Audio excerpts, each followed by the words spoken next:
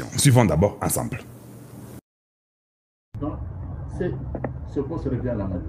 Comme le poste de rapporteur adjoint. Ça va être trop basse. À l'opposition. Donc, comme majorité, nous devons nous organiser à l'interne.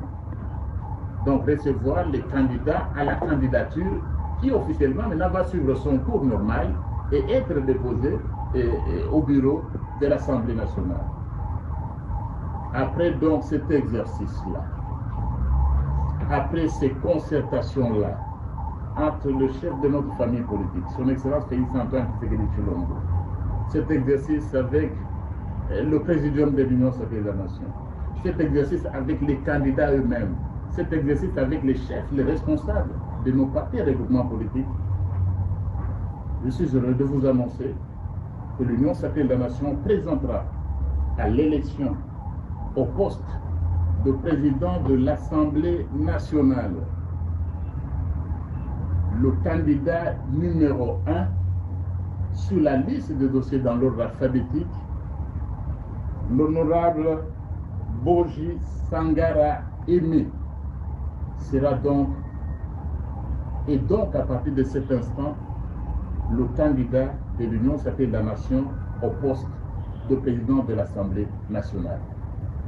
Et dès cet instant, ce n'est pas un candidat pour lui-même ni pour un parti politique, c'est le candidat. Ok, le son est tellement bas, c'est ce qu'il y a, je n'avais pas autre chose à faire. Il dit que le candidat de l'Union sacrée, c'est le candidat sur la liste le numéro 1, c'est le candidat, dès lors qu'il est le candidat de l'Union sacrée, c'est le candidat de tout le monde. Donc vous êtes tous obligés de voter ce candidat-là. Moi je dis non, vous ne faites pas ça. Donc maintenant je vous pose la question. Quand Kalonji est venu il y a 5 jours, il y a 4 jours, 3 jours, je dis que Mbata est complice. Parce que Mbata Tshisekedi leur avait dit que mon choix c'était Mbosso.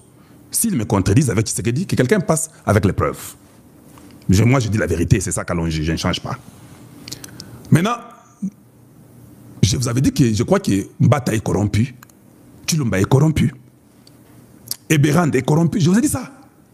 Comment ça tape juste ce que je dis? Est-ce que je suis Dieu? Parce qu'il vient de dire que, après avoir consulté tous les autres candidats, avec l'autorité qui est Tshisekedi, nous venons de maintenir Aimé Boji. D'accord. Maintenant, ce que moi je vais vous faire lire, ça c'est quelqu'un d'autre qui parle. Je mets encore un tweet. Donc, ou Mbata a menti, ou cet autre-ci a menti. Il y a un tweet de Mayo Jean Baudouin qui est aussi candidat. Il dit ceci. Si le choix de M. Boji est réellement celui de la haute autorité politique de l'Union sacrée, je m'incline. Toutefois, je signale que, contrairement au dire de l'honorable secrétaire permanent de l'Union sacrée, qui est Mbata, je n'ai jamais été consulté par qui que ce soit au sujet de ma candidature. Boyoki Yango? Est-ce que Boyoki Yango, Bana Congo? Mayo Jean Baudouin dit c'est faux. Mbata Kossi, je n'ai jamais été consulté. Or, Mbata dit, hein, on a consulté tout le monde. La haute hiérarchie vient de décider que c'est Boji. Baudouin, Mayo, lui dit non, c'est faux. Je m'incline si... Même Baudouin là n'est même pas sûr que c'est Boji. Je dis que si c'est Boji. Donc, ils n'ont même pas été informés. Ils ont seulement eu un communiqué d'un individu qui vient qui leur dit que c'est celui que nous vous mettons. Donc, Tshisekedi n'a pas consulté tout le monde là.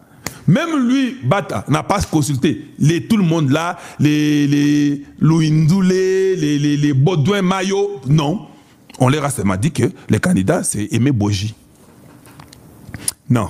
Nous ne sommes pas dans une histoire d'un royaume, d'un quelconque guide suprême. Non. Nous, c'est la démocratie au Congo. Et ça, c'est ce que le président Tshisekedi devrait montrer, parce que c'est lui qui est le symbole de la démocratie. S'il y a des gens qui ne sont pas d'accord, amenez-les aux primaires. Le président peut dire, mon choix, moi, je pense que c'est Aimé Boji, parce que je lui ai demandé de démissionner à l'industrie. Oui, on comprend. Mais comme nous sommes dans la démocratie, voyez aussi voir les représentants du peuple ce qu'ils disent. Allez-y aux primaires. J'aimerais voir. D'ailleurs, ça va beaucoup créditer Tshisekedi.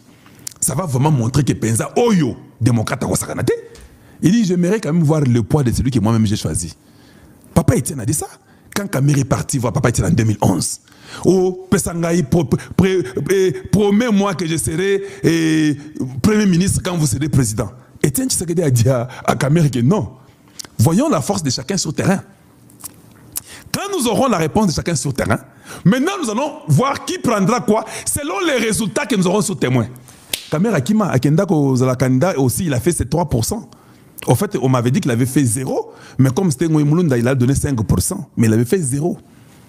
Tout le monde avait élu Tshisekedi Étienne. Je pensais que Tshisekedi devait faire la même chose. Tshisekedi Félix, le fils, devait aussi dire que non. Je pense que nous devons voir d'abord les primaires de nous, les gens de l'Union sacrée, pour valider notre plateforme. Allez-y d'abord faire les primaires entre nous. Pas même à l'Assemblée, entre nous. Utiliser ces mal l'Assemblée. Allez-y. J'aimerais voir qui a le poids. C'est lui qui a le poids. Maintenant, moi, le président, je peux dire que non. J'ai vu les primaires. Je trouve que le poids va chez telle personne. Je pense que c'est ce que Tshisekedi devait faire. Mais le fait de venir dire aux gens, c'est en fait une imposition, que nous vous imposons telle. Après nous avoir imposé Kamere et ça a échoué. Non, la deuxième fois, la courtoisie oblige que le président ne devait pas imposer. Le président devait laisser que tous les députés à l'Assemblée décident d'eux-mêmes. Ça, c'est mon point de vue. Je m'incline si c'est Tshisekedi qui a mis Boji, parce que c'est lui le chef de l'État, c'est lui le président de la République. Je n'ai pas un mot à dire au-dessus de ce mot à lui. Mais seulement, j'ai des critiques à faire, des critiques constructives à faire sur ce mot qu'il a donné là. Si c'est lui qui l'a donné. Parce que c'est ce que Mbata nous a dit. Nous, on n'a pas même entendu Tshisekedi dire ça. C'est Mbata, c'est l'homme Mbata. Si cela est vrai, il faut d'ailleurs mettre au conditionnel, parce que ça peut ne pas être vrai. Voilà, donc, je crois que les députés, maintenant, c'est entre vos mains. Si vous n'êtes pas d'accord, allez-y dire au président de la République, dites que non, chef, nous vous aimons beaucoup, nous sommes de l'Union sacrée, mais la personne que tu nous as donnée là, nous ne voulons pas. Nous allons mettre les bulletins blancs. Vous mettez 300 bulletins blancs, le président aura un très bon message qui fera que le président puisse dire que non, je ne peux pas continuer avec ça. C'est juste une chose. Vous avez vous-même vu avec Baudouin ce qu'il dit, qu'il n'a jamais été consulté, que c'était faux. Voilà. Nous continuons.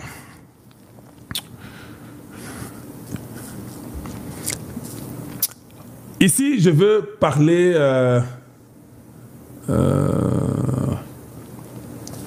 je vais d'abord vous mettre ça aussi, c'est encore une annonce. Nalinika Nayeba, annonce au temps et Salemi Bongo. Pourquoi le Congo n'ira pas à Kigali? C'est une question que je me pose. Parce que je crois que le fait que Tshisekedi est parti à Paris, je ne vois pas la raison pour laquelle on n'ira pas à Kigali. Quelqu'un peut me dire la raison pourquoi on ne peut pas aller à Kigali? Nous sommes en train de parler. Lélo, Bomone Kenaza tellement concentré pour qu'on puisse vraiment se dire des choses qui sont vraies.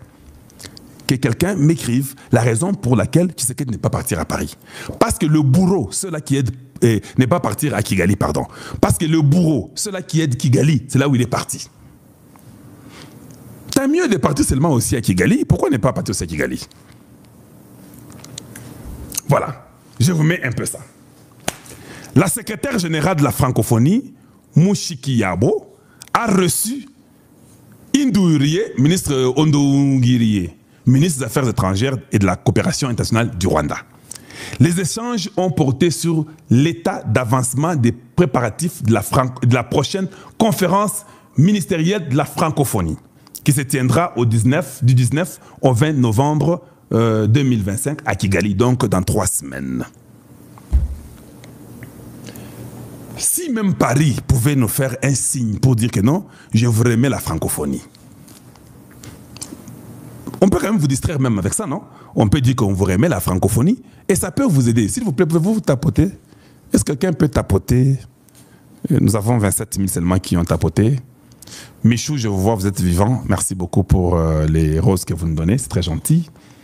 La France ne fait aucun signe, je dis bien aucun signe, même pour seulement dire que la francophonie, je la donne aux pays les pays où on parle le plus le français. Non. On nous a dit que le président burundais, je ne suis pas sûr, on nous a dit ça, il a refusé de partir. Le problème n'est pas que Tshisekedi, quand il part, il ne va pas rentrer. Non, il va rentrer. Ça, ce n'est pas un problème. Il va rentrer. Pourquoi il ne va pas rentrer? Mon problème, c'est pourquoi vous êtes parti là-bas? Qu'est-ce que vous gagnez, au fait, en allant à Paris? C'est ça mon problème.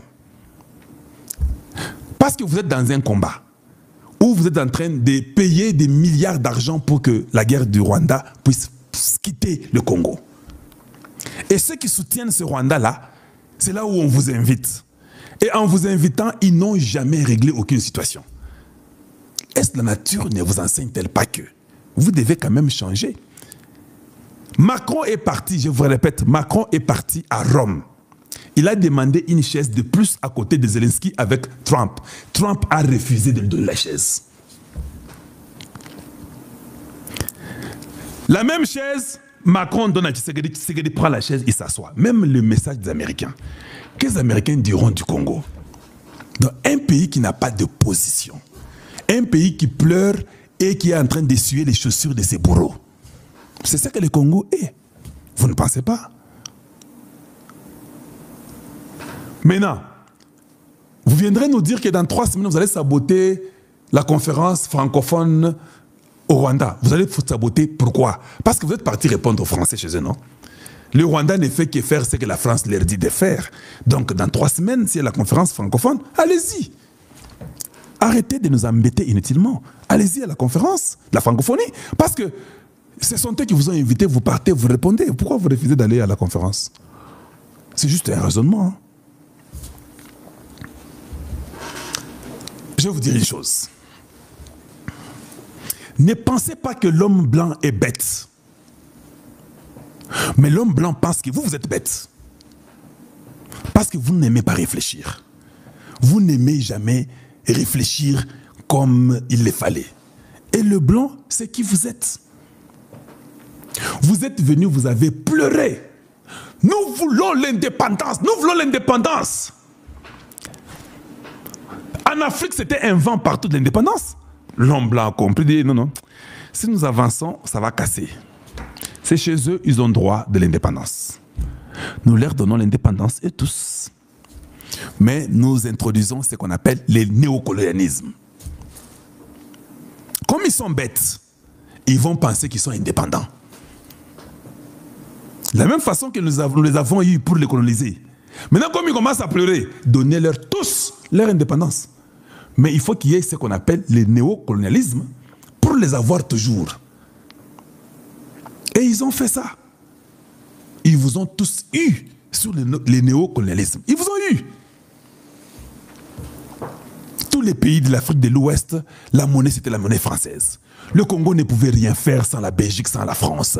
Tout ça, au fait, vous n'avez pas l'indépendance. Ils ont seulement changé la forme des esclaves, que vous êtes toujours. Parce qu'ils ont le droit de veto.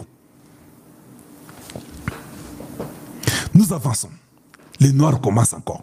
Nous ne voulons pas, c'est terminé. Nous ne voulons plus. Hey, néocolonialisme, quittez chez nous. D'accord.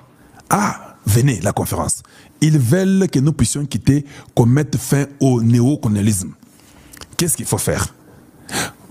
Créer les guerres, tuer-les, soulever-les les uns contre les autres.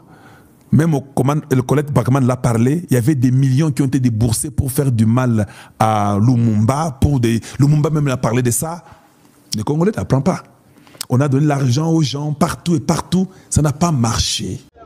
Ok, voilà, Banamboka, merci. Et Sengomingi a commandé un business sous Natongo Alelo le 29 octobre 2025. Comme l'habitude, au Boyebi déjà, Wabino, le président Lola autrement dit la voix du ciel, Oyo Azalaka toujours, Yakopé Sabino, l'actualité du jour vrai. Et Kaka na ba chaîne Abiso, Oyo, to Bolanda Kabiso, Bozala liker, connecter et brancher et commenter. Na ndenge to sur la Canabino, pour na koyeba situation ya République démocratique du Congo. To komi wapi, to uti wapi, pe tozo kende wapi. Et to ko parler concernant la situation, il y a guerre, il y a Est, il y a République démocratique du Congo. Donc on parlait sur l'élection, il y a le nouveau président, il y a Assemblée nationale. Et donc on parlait de qu'est-ce qui se passe dans notre République démocratique du Congo. Voilà, bo landangai naboke bignon so tokolobanini. Chers Congolais, Torobaki Tokoloba concernant la situation de l'Est et la République démocratique du Congo. Le binomoko bomoni tokomi na nifonine avec Nanga. Nanga a pleuré. Binomoko bolandi bazo tunaye ozana inquiétude na lobi nazali éprouvé. batuni nani akufi alobi na perdre plusieurs militaires nanga alobi azaya kokufela batuni okufeli nani abina kufeli plusieurs militaires dans le front lelo balobi cessez les faits eza respecté te mais toyebisaki bango que non cessez les faits batu basinyaki yango c'était des FARDC et non des patriotes wazalendo balobi wazalendo akoki kozwa bavion de chasse wapi mais bolandi notre porte-parole ya armée Sylvain Ekenge alobi nos wazalendo ont volé oui merci nanga to sekio les wazalendo ont volé nos drones mais bayibi te eza ya biso ya république lokola bango bana cesser les faits alors faut wazalendo sala musala puisque accord ya Doha eza ya FARDC na ba ennemi ya M23 ce ne sont pas des wazalendo alors wazalendo faut continuer yango tozana ko continuer nanga oleli nanu te nanga oleli nanu te tu vas pleurer mais bina ko lukaki keno bitumba okomi ko boya su bitumba comment nanga alobi tozana posa ya bitumba te et toza pe na lisusu ya ko avancer jusqu'à Kinshasa te mais tozana posa ko dialoguer lorsque nanga demande dialogue en RDC ba Rwanda pe na kati ya Rwanda bazo ko agir mais au juste c'est quoi donc on croyait que non ba dialogue nyonso obiso to solola kana kati ya République démocratique du Congo ezalaka na avantage ya ba Congolais or to dialoguera pour l'intérêt des Rwandais puisque ce qui est intérêt na bango te ba Rwandais jamais ba ko senga dialogue na kati ya République démocratique du Congo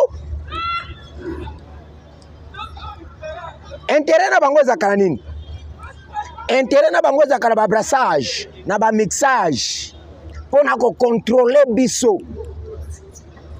mais comme nous avons un président un chef de l'État depuis que le Congo a commencé c'est à peine même que notre soit chef de l'État qui est catégorique pour vous dire que non, tous les dialogues to sala kana Congo et profiter kan intérêt étranger. Boti kolanda awa un Congolais, soi-disant que Congolais, kombo ya Nzambe kutu mutazo tanga yango. Mais kombo ya Kagame et le Rwanda oyazo agressé ba Congolais, mutazo koka ko citer yango te mais le nom de Dieu. Bazo citer kombo ya Nzambe mais kombo ya mutu baboyi ko citer yango bamemela biso tokende na pacte social na dialogue et na kati ya dialogue wala tonga tokende même le président Félix alinga kozala simple représentant bavandi bakabila bananga ba ainsi de suite bazwi présidence bakordonango epai ya monsieur Ambongo Moutou a un mandat plein. Alors, comme le chef est chef plein, tant que bango kakabo ya koye bisanga kombo ya mboka ozo ko agresser Congo. Bisika ba kima libela. Chers Congolais, tout ça ba aventure te. Bisika ba nanga baza. Si vous avez nanga zo pleure, maya miso zo tanga, nanga pleure. Ale la pambate. Nanga ale la pambate, nanga zo le la ayebita ko kende wapi. Bomoni bino mokolo bina kacha Goma. Drone a pamba e survolé. Mbangweri o wapi oyo batie mbangu bango nyoso. Colonel Nanga. Voilà, tout ce qui est na bango.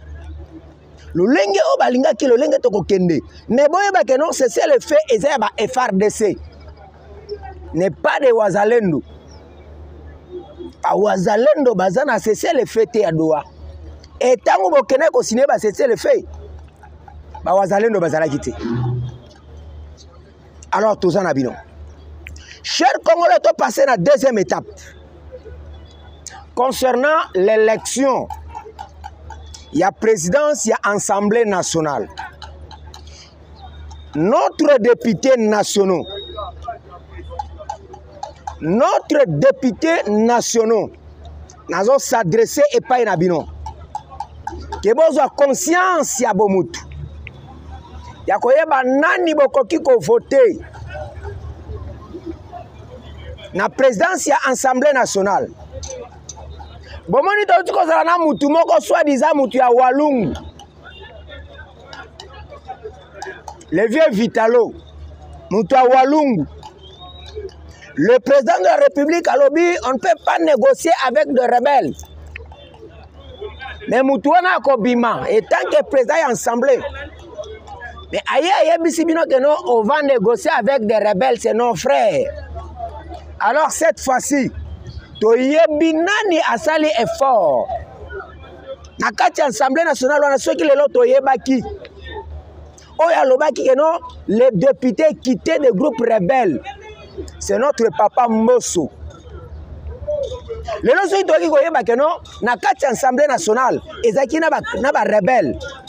Grâce à papa Mbosso. C'est papa Mbosso qui a refusé le brassage et le mixage. Papa Mbosso a boya qui brassage na mixage. Papa Mbosso ne a tel ici biso de na kati ya député national et ça na ba M23. Alors, papa Mbosso tango a dirigé Assemblée nationale, totiko yoka ni détournement. Totika liko yoka jamais que mauvaise gestion ezali. Tous les députés se sentaient à l'aise et tout travailler en transparence. Totikali koyoka ni détournement, totikali koyoka transparence ezalaki na kati ya Assemblée nationale. À l'époque il y a papa Mbosso. Et na moment oyo azamutu oyo bino ba député bokoko pesa maboko. Azamutu oyo bino bokoko chapua. Comme biso population congolaise, na minute population congolaise azana posa kozwa un président de l'Assemblée nationale te oya koya kocha bakoka jambe. Et on se connaît que non, ces gens-là ne se trahissent jamais. Alors, tous à la vigilance. Vous à la vigilance. Vous pouvez biso un président de l'Assemblée nationale au lobby à comme ma biso na un plus. Tous à la posa te oya ko faire reculer puisque à la minute de tous les Congolais, tous à unanime il y a qu'aucun vers le changement de la constitution. Alors, ceux qui papa Mbosso aza esika wana, toza komona mode de travail na ye tango azalaki président ya Assemblée nationale. Tomona ki lolenge ni na yaki a travaillaki. Azalaki na vision ya chef de l'État. Azalaki na vision ya ba Congolais. Alors, bozongi c'est la biso deuxième Walungu na place wana te. Bozongi c'est la biso deuxième Walungu te okoko ya ko bloquer. Puisque bango epana bango ba se trahisaka te. Toza na posa ya mutu oyo akomema Congo en avance. Tout koza na vieux Walungu esika wana na Assemblée nationale. Ayeko tangela bino na ba papier duplicateur que non une institution, deuxième institution de la République. Ekoko zanga papier duplicateur. Alors, soutien à la population congolaise, to chango pa papa Mbosso. Ceux qui bokozwa papa Mbosso bozongi sene sika wana. To ebi que non se koza la faveur. Non se koza l'intérêt à la République. Puisque to yebaki que non, yemuta banda ko condamner même le député. Ya ko yebisa bango que non, vous les députés quittez dans des troupes rébellion. Oya boya qui même brassage, na mixage, ezaïe.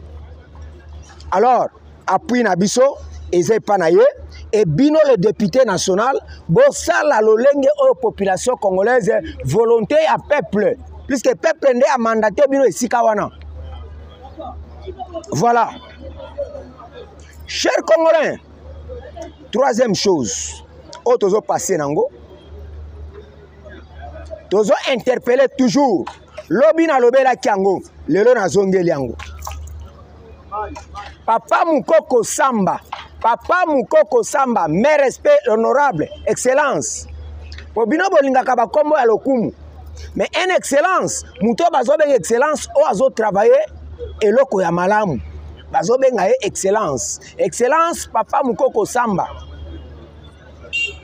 lobi na lobaki lelo na zongeli concernant baisse ya taux ya dollar eza kokita mais sur le marché eloko moko ebouge ezate bato bendo pakistanais oyo même moi semoule oyo tomonaki balongolaki moi soki ba 3000 soki 4000 lelo nyonso ezongi nango suna prix ezalaki